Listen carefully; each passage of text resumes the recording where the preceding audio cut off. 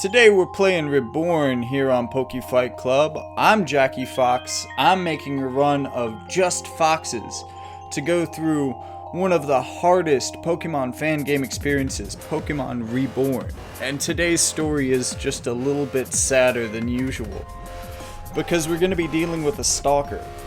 And we're going to kick his ass in a Pokemon fight and ultimately change him.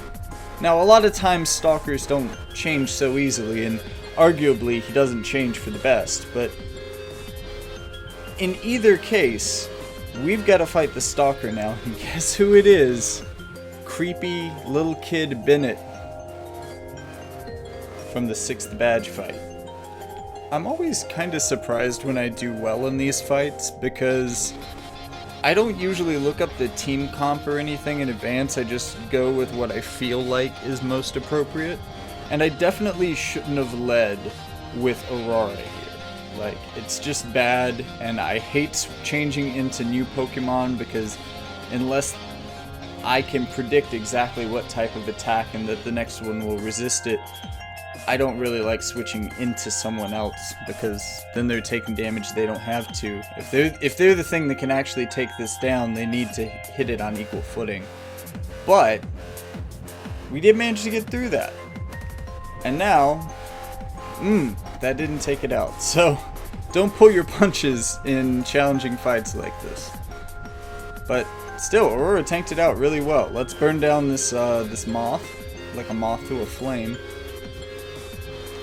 Like a moth to a flare blitz. Alright, Dragonfly's coming. Let's see if we can burn that down too. Wow, it actually got the trigger off of that. Okay, that was a suicide blitz. And I didn't realize that sunlight could change this field, but that's really cool. Alright, so we're fighting him in a field he wasn't expecting, even though it does have some of the same benefits, and the Butterfree goes down easy. That's what I like to see. A lot different than the last fight we had with him. Alright, so next up is the girl of his affections, Luna, who hid in this cave to get away from him. Now, I love the names on her Pokemon. The White Rabbit, the Harbinger. Absol is one of my favorite too, in that it has the yin and yang as a part of its design. And I think that's pretty cool. Especially the way it's kind of played out in 3D. So let's get a superpower off here. Ooh! I was hoping that would miss, or that I would be able to go first. Man, forget how slow Flareon is sometimes. Alright, well, that should, yeah, that got it. And put you in a weird situation where you have to switch out, find out what the next thing is, and then maybe switch out again.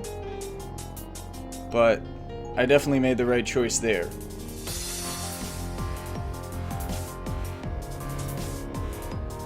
Alright. Let's get that fight. Come on. Ooh, no! Okay. I was hoping I could one-hit that with some fighting type moves, but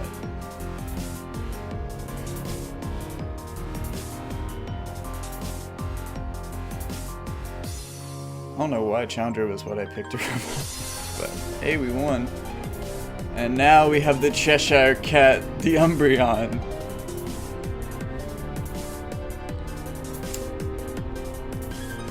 It's time for some hot Umbreon on Umbreon action under this blazing hot sun we have in this cave for some reason. But luckily enough, taking her out of a dark crystal cavern into this regular crystal cavern actually does cut back on some of the synergy in her move pool. So it was totally beneficial. And this is something that I should have been taking advantage of in a lot of other places in the game. I just didn't realize how Drought worked, and that I should have had a regular Vulpix or a regular Ninetales throughout the game as well. Arguably, in a lot of the earlier places, it might have come more in handy than my Alolan Vulpix did. Alolan Vulpix would have been better late game. But here we are trying to kill this thing as the toxic increasingly gets worse and worse. And at some point, it should be able to overcome a full moonlight. Like, this ought to get him. Yep. So it should be one... Bisharp. Okay. Interesting last Pokemon. Carpenter. From, Alice in Wonderland. Like a lot of these references.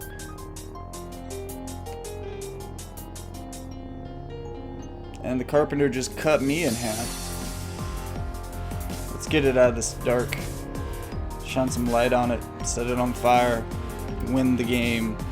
Alright, so that's the 9th badge. We're getting really... This is the halfway point. I have made it through half of the gym leaders, the first half. The easier half, arguably. It's going to get even harder from here. And some ridiculous things are about to unfold, and I'm going to take you through some incredible stories. So tune in next time. Check out my other channels in the description. And until then, have fun, trainers.